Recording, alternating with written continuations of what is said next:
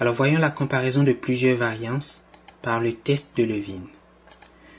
Donc j'ouvre le fichier économie qui comporte deux variables, une variable qualitative et une variable quantitative.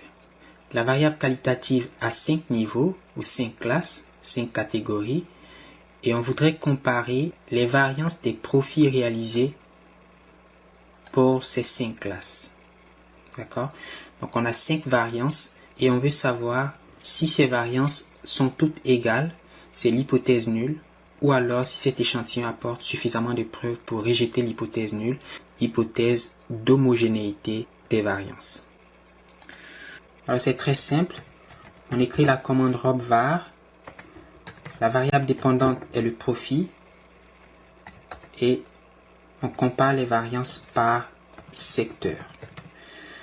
Le secteur est la variable qualitative et donc il faut spécifier que la comparaison des variances se fait pour toutes les classes de la variable qualitative secteur.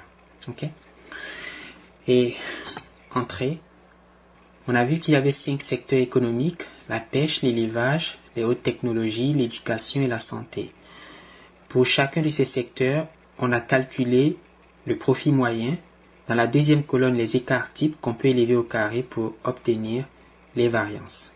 Et si on regarde ces écarts types de près, on voit qu'ils sont relativement proches les uns des autres. Il n'y a pas de différence prononcée entre les écarts types et on peut donc penser qu'il en est de même pour les variances, c'est-à-dire pour les carrés de ces écarts types.